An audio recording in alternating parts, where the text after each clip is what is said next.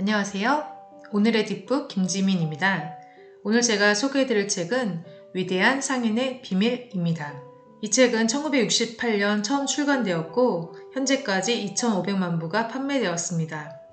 저자인 오그만디노는 1996년 세상을 떠날 때까지 18권의 책을 썼는데 25개 언어로 번역되어 총 5천만 부가 팔렸습니다. 갑작스런 어머니의 죽음 이후에 이를 포기하고 제지공장, 미육군 항공단 생활 등을 거친 후에 보험회사 세일즈맨으로 취업하게 됩니다. 하지만 그 생활은 그에 맞지 않았고 결국 알코올 중독에 빠지게 됩니다. 이를 견디지 못한 아내와 딸이 그의 곁을 떠나자 자살이라는 극단적 선택까지 고민하게 됩니다. 그러던 어느 날 비를 피하려고 들어갔던 도서관에서 나폴레온 힐, 클레멘트 스톤과 같은 성공학 거장들의 책을 만나게 되었고 그의 삶은 차츰 회복되었습니다. 어느 작은 출판사의 사장의 권유로 쓰게 된 위대한 상인의 비밀. 이 책은 전 세계적인 성공을 거두면서 나를 변화시킨 책, 나를 구원한 책이라는 독자들의 찬사를 얻게 됩니다.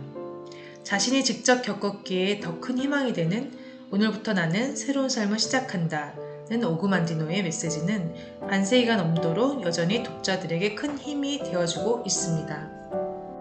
이 책에는 가난한 나타직이었던 하피드가 장사로 큰 돈을 번 이야기가 담겨 있습니다. 어느 날 하피드는 집사인 에라스무스를 불러 지시하게 됩니다. 모든 재산을 금화로 바꾸고 내 모든 재산을 처분하여 이 도시의 가난한 사람들에게 나누어 주게. 나는 생을 큰 불편함 없이 마감할 수 있을 정도만 가지면 되네. 상점을 관리하는 이들에게 소유권 양도를 준비하고 현재의 관리인들에게 금화 5,000달란트를 지금까지 내게 바친 충성의 대가로 나누어주게. 또한 집사인 에라스무스에게도 금화 5만 달란트와 궁전, 창고까지 넘겨준다고 합니다. 그리고선 죽은 아내 리샤를 제외하고 30년 동안 아무에게도 말하지 않은 비밀을 말해주겠다고 합니다. 모든 재산을 처분한 후에 하피드와 집사인 에라스무스는 그 장소에 가게 되고 그곳에선 황금보화나 보물이 아닌 작은 편백나무 갯장만 있었습니다. 하피드는 갯장을 가리키며 말합니다. 다이아몬드 광채로 이 방이 가득 찬다고 해도 지금 이 작은 나무 갯장 속에서 자네가 보고 있는 것들의 가치보다 크지 못할 걸세. 내가 누렸던 성공, 행복, 사랑, 마음의 평화 그리고 부귀는 모두 다 몇 안 되는 이 두루마리 안에 담긴 내용들 때문이라고 얘기합니다. 10개의 두루마리 들어가 보겠습니다. 첫 번째, 오늘부터 나는 새로운 삶을 시작한다. 실패의 피멍과 굴욕의 상처를 견뎌온 나의 낡은 피부를 벗겨버린다. 오늘부터 나는 좋은 습관을 만들고 그 습관의 노예가 되리라. 두 번째, 나는 사랑에 충만한 마음으로 이날을 맞이하리라. 사랑이야말로 모든 성공 뒤에 은밀히 감춰진 위대한 힘이다. 세 번째, 나는 성공할 때까지 집요하게 밀고 나가리라. 나는 노력하고 또 노력하고 더 노력하리라. 네 번째, 나는 자연의 가장 위대한 기적이다. 나는 이길 것이며 위대한 상인이 될 것이다. 나는 특별한 존재이기 때문이다. 다섯 번째, 나는 오늘이 마지막 날인 것처럼 살아가리라. 나의 마지막 날은 최고의 날이어야만 한다. 만약 오늘이 마지막 날이 아니라면 나는 무릎을 꿇고 감사하리라. 이제 나는 내 감정의 지배자가 되리라. 나는 나 자신의 주인이 되련다. 일곱 번째, 나는 웃으면서 세상을 살리라. 이 또한 다 지나가리라. 잔뜩 화가 날 때조차 이 말이 즉시 나올 수 있도록 훈련을 더하리라. 나는 웃음으로 오늘을 채색하리라. 오늘 나는 나의 가치를 수백 배 더 키우리라. 나는 항상 내 손이 닿는 것보다 높은 곳에 목표를 두리라. 아홉 번째, 이제 나는 실천하리라. 실천만이 나의 가치를 결정한다. 성공은 절대 기다려주지 않는다. 지금이 바로 그때이고 여기가 바로 그 자리이다. 그리고 내가 바로 그 사람이다. 마지막 10번째 두루마리입니다. 이제부터 나는 기도를 하리라. 나의 기도는 도움을 구하는 것이 아니라 단지 인도를 바랄 뿐이다. 세상의 물질적인 것을 구하기 위해 기도하지 않으리라.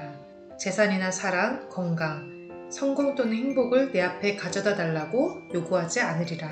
단지 이런 것들을 얻기 위한 길을 인도해 달라고 기도할 것이다.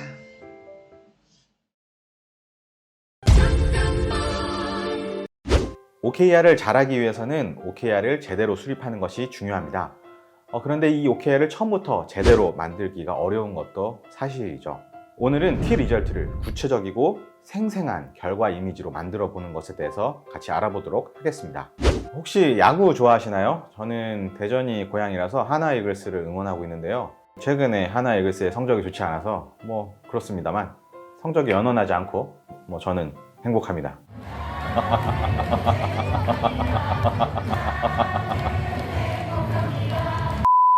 갑자기 야구 얘기를 꺼낸 것은 가상의 프로야구팀의 OKR을 사례로 키 리절트 구체화 사례를 설명하기 위함입니다. 여기 그 가상 프로야구팀의 OKR이 있습니다. 목표는 한국 시리즈 우승, 키 리절트는 투수 방어율 높이기, 타자 타율 높이기, 이렇게 두 가지로 만들어졌는데요.